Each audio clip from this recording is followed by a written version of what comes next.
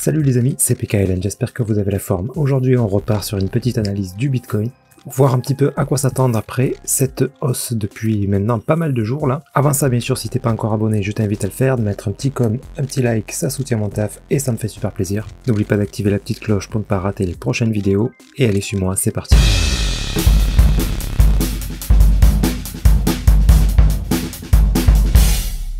Alors le Bitcoin, voilà. Donc là, on vient de faire quand même une belle hausse là depuis maintenant quelques semaines, on peut dire, je pense. Depuis début janvier, ouais, depuis le 1er janvier, ça fait quelques semaines. Donc voilà, mouvement assez intéressant. Donc maintenant, on va attendre quand même bientôt, on ne devrait plus trop tarder à voir une belle correction. Malgré tout, voilà, la hausse peut continuer encore un petit peu là. Regardez un petit peu ce qu'on voit là. Ici, on a eu une belle impulsion, une correction. Une autre impulsion qui est un petit peu moins grande déjà. Donc là, à quoi s'attendre maintenant pour la suite? Là, je suis en daily, hein, d'accord, en journalier. Donc là, c'est pour les quelques semaines à venir. On peut s'attendre encore un petit peu de correction, à voir combien ça va durer. Je verrai bien encore une hausse un peu moins forte. Voilà, et si on voit le mouvement s'essouffler comme ça, ben par là, il faudra faire attention, parce qu'on devrait revoir une plus grosse correction. Alors, plusieurs possibilités pour cette correction. Souvent, ce qu'on voit, c'est un flat comme ça, ok. Mais on peut très bien aussi, si on a comment dire, voilà, une correction comme ça, on peut très bien aussi avoir un running plus tard. Hein. Ça peut continuer à monter comme ça. Ok, voilà, moi je vais attendre quelque chose comme ça. On va dire avant de prendre vraiment des trades là.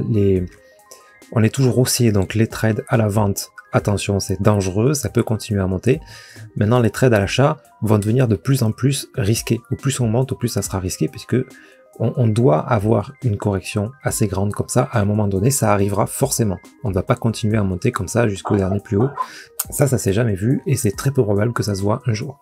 Donc il y a un moment donné, ça va corriger, ça va retracer, et en fonction de la correction qu'on aura, on pourra anticiper le prochain mouvement. Est-ce que ça va être une continuation vers le haut, ou est-ce que ça va être pour descendre plus bas?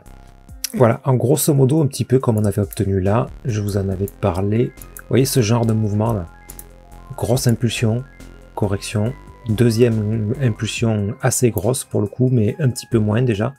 Troisième un petit peu moins, quatrième, une dernière petite vague haussière là avant de faire une belle correction. Voilà, j'attendrai quelque chose comme ça là pour prendre des nouveaux trades à l'achat, on va dire. Maintenant, pour ce qui est du DCA, je continue. Hein. Bien sûr, ce qui est du DCA là, tant qu'on n'a pas explosé ça là, moi je continue d'investir. Et on va dire aller jusqu'aux 30 000 par là. Et à partir de 30 000, je commencerai, enfin à partir et au-dessus, si jamais ça va plus haut, ça on n'en sait rien pour l'instant, mais ça sera pour des prises de profit. D'accord? Moi dans toute cette zone, j'achète, on va dire jusqu'au 25. Et après j'attends ce que j'aurai réussi à accumuler dans cette zone, petit à petit, je vais le revendre si on continue à monter. Et si ensuite, pour mon plus gros scénario là, vous savez, il y a ce scénario possible, un A, un B, un C. Une fois qu'on a bien monté là, si j'ai pas tout vendu et que j'ai un gros signal de vente, là peut-être que je vendrai ce qui reste pour racheter plus bas. Mais vraiment que si on a un beau signal baissier. Sinon, sinon j'attendrai simplement et je continuerai à réinvestir dès qu'on retombera en dessous de ces niveaux-là, là, des 25 000 à peu près. Ok, voilà pour ce qui est de ma stratégie. Maintenant, voilà, pour ce mouvement-là, et pour ce qui est du prochain bull run, on va dire, c'est pas encore gagné. Pour moi, c'est pas encore gagné. J'ai écarté ce scénario-là de running baissier pour venir casser ce plus bas. Ça, je l'ai écarté parce que ce mouvement est quand même vraiment très agressif comparé à celui-ci. Ça aurait été un mouvement similaire à celui-là, je me dis ouais, ok, on va aller plus bas. Là, franchement, pour moi, j'écarte ce scénario, mais je le garde dans mon coin de ma tête parce qu'il reste encore possible, tout cela dit.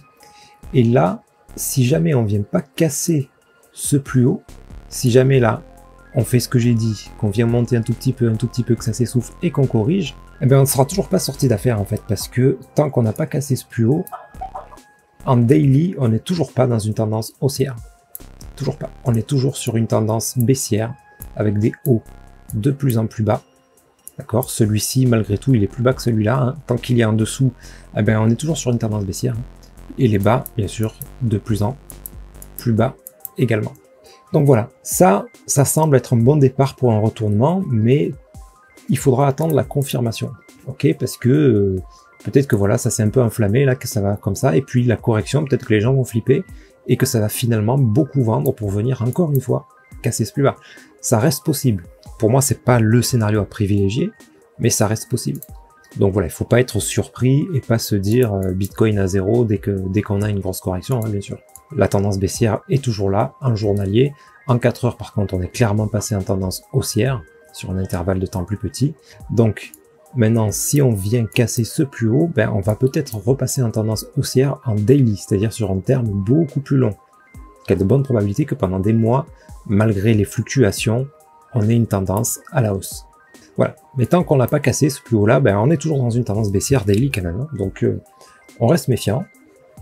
Cela dit, tous les signaux là sont ouverts. Hein. Tous les signaux sont ouverts. Donc, par contre, une fois qu'on a obtenu ça, là, qu'on a obtenu notre correction, si notre correction est un signal haussier, là, ça sera un excellent signal d'achat pour du plus long terme, pour du daily, parce que la prochaine hausse qui viendrait casser l'éventuel plus haut là, que j'ai situé par ici au pif, hein.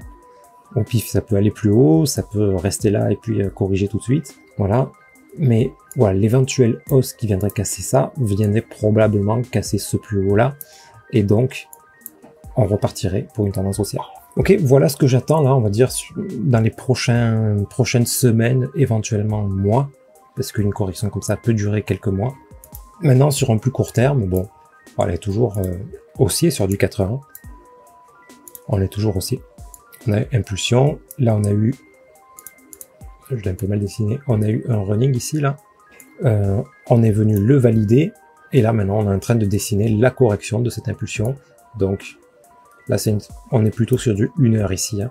Donc si on obtient ça, qu'on a des signaux d'achat ici, ben, ça sera bien probable qu'on vienne encore une fois casser ce plus haut.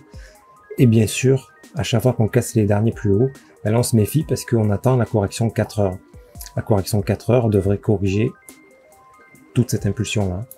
Donc on devrait avoir à un moment donné une correction plus grande comme ça. À un moment donné, ça devrait arriver ça.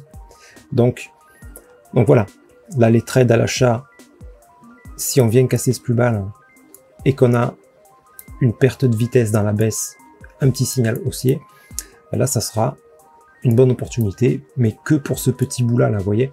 Là les signaux d'achat sont de moins en moins intéressants. C'est pour ça que moi je dis pour l'instant là, je vais rester un petit peu à l'écart, attendre la grande correction, voir qu'est-ce qu'elle va annoncer pour la suite. Voilà, pour les trades, j'en ai pris quelques-uns là-dedans, là, dans cette montée.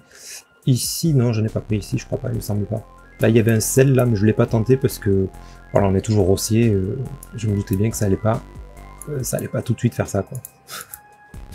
Ok. Donc voilà, moi là, ce que j'attends, c'est ça.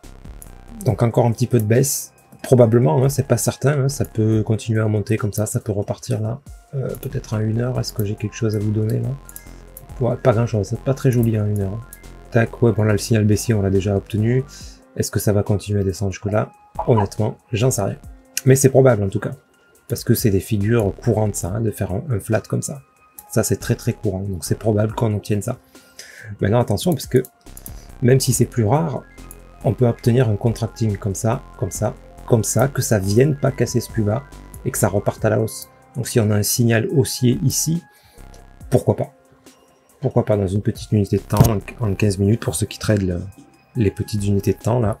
Pourquoi pas, mais voilà, avec, bien sûr, dès qu'un setup est validé, break-even direct, parce que quand on va avoir la correction 4 heures, bah, si on est dans un trade à l'achat à ce moment-là, ça peut faire mal. Hein.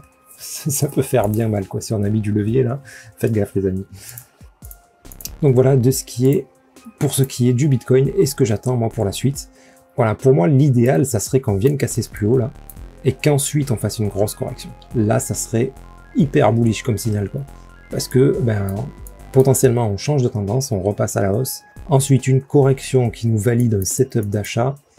Et là, il y a de bonnes probabilités qu'on ait des très, très beaux gains.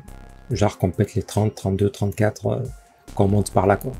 Là, ça serait envisageable à cette seule condition-là. Enfin, à ces deux conditions-là, hein, qu'on casse plus haut et qu'on ait une belle correction derrière. Après, ça peut arriver qu'on ait tout de suite une correction et que tout de suite on vienne péter les 30 000. Hein, ça reste possible, mais là, voilà, ça reste de la spéculation. Et pour prendre des trades, on va dire sereins, et puis on va dire dans la majorité des cas gagnants, voilà, il faut suivre cette technique-là. Après, si c'est... Voilà, là je parle vraiment pour le trading, sinon après pour le reste, ben, le mieux, ce qui reste encore le plus efficace, c'est de faire du DCA, d'acheter régulièrement. Quand on est dans les zones basses comme ça, on achète, on achète, on achète, on achète, et puis quand ça monte, on vend, on vend, on vend. Voilà, ça c'est ce qui reste le plus efficace. En trading, c'est différent. Il faut vraiment être à peu près sûr du signal et de la direction du marché, sinon ben, on va perdre plus que ce qu'on gagne en général. C'est plus souvent ça qui se passe. Ok les amis, donc allez, sur ce, je vous souhaite une excellente nuit, et puis je vous dis à très bientôt pour une prochaine analyse. C'était PKMN.